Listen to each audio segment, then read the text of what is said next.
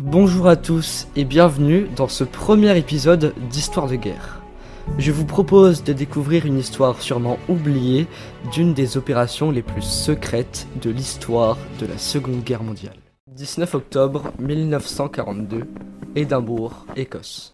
4 parachutistes norvégiens formés par le Special Operations Executive, une unité d'élite, ont ordre de rejoindre la Norvège en vue d'une opération de grande envergure.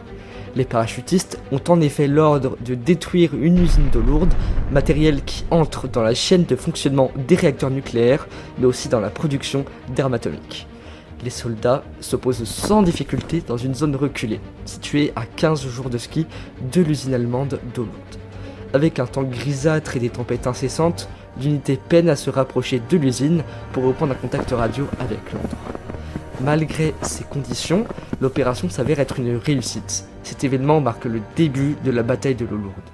Le jeudi 19 novembre 1942, Vemork, Norvège. L'opération Fishman débute. Les Norvégiens, ayant préalablement choisi un lieu d'atterrissage à 5 km de l'usine pour le commando et construit un plan d'attaque ainsi qu'un plan de retrait de la Norvège, la mission finie, les ingénieurs britanniques chargés de poser les charges devront en effet rejoindre la Suède en apparence civile. Tout est fourni, argent, vêtements et carte d'identité, sur le papier tout est parfait. Un planeur décolle à 17h50 de sa base d'attache. 4 minutes après le décollage, à 17h54, une première défaillance a lieu. Effectivement, la radio lâche et l'avion se retrouve sans contact avec Londres et les Norvégiens. Arrivé au-dessus de la Norvège, des cristaux de glace se forment sur les ailes et sur le cockpit, ce qui diminue la visibilité. Pareil pour le câble reliant l'avion et les planeurs, ce qui alourdit et ralentit considérablement le vol. Tout à coup, le câble lâche, l'avion porteur doit retourner à sa base par manque d'essence et le planeur se retrouve donc seul à planer sur une distance trop grande. Quelques minutes plus tard, le planeur s'écrase avec 17 hommes à son bord. Les peu de survivants seront capturés et fusillés dès le lendemain. Le deuxième convoi décolle à 18h10, un échec encore plus grand, le planeur s'écrasant sans survivants. La tentative britannique se solde par un échec retentissant. Mardi 16 février 1943, Vemork, Norvège. Suite à une profonde humiliation, une troisième opération est lancée, l'opération Gunnerside.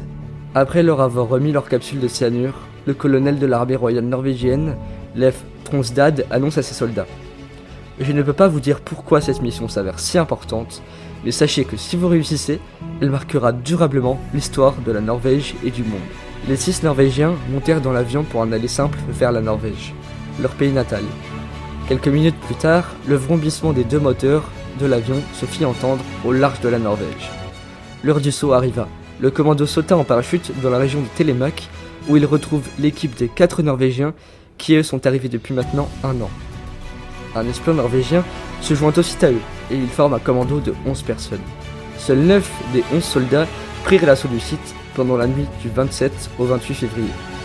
Ils se mettent alors à planifier un plan d'attaque, mais la sécurité de l'usine ayant augmenté, l'équipe doit revoir son plan, car le seul accès menant à l'usine, à un pont suspendu dans le vide, est maintenant ultra protégé. À la faveur de l'obscurité, ces derniers gravissent la falaise escarpée et atteignent l'usine en contournant soigneusement le pont. Pensant les flancs de la colline impraticables, les Allemands n'imaginent pas une seconde qu'une telle approche soit envisageable. Le gardien de l'usine permet l'accès au commando en ouvrant les portes de la centrale. Le commando, mené par le Norvégien Joachim Ronberg, entre sans croiser aucun garde, malgré la sécurité importante sur le site. Le groupe de 9 arrive à poser les charges sur les installations allemandes et les chambres électrolyses qui servent à la fabrication de l'eau lourde. Les Norvégiens vérifient leurs charges, les programmes et partent en prenant soin de laisser une arme anglaise pour éviter les représailles sur les résistants et les villageois norvégiens. Ils se divisent ensuite en petits groupes et skient en direction de la Suède à leur neutre. Tous parviennent finalement à rallier leur unité stationnée en Grande-Bretagne. Cette opération marque la fin de la production de Lourdes pour quelques mois, ce qui est une durée énorme et qui retarde la production d'une éventuelle bombe. En novembre 1943 et février 1944, 2 autres opérations auront lieu mais qui sont d'une importance minime. Aucune victime n'est à déplorer, ce qui fait de cette opération une des plus réussites de la Seconde Guerre mondiale. Le dernier héros de ce commando est mort le 21 octobre 2018 à l'âge de 99 ans et tous les soldats furent décorés sans exception. Ronberg est probablement le soldat des résistants les plus marquants à s'en être allé, a déclaré la première ministre norvégienne. Je vous quitte sur cette citation, merci d'avoir regardé cette vidéo en entier, on se retrouve vendredi prochain à 18 h pour un nouvel épisode d'Histoire de guerre.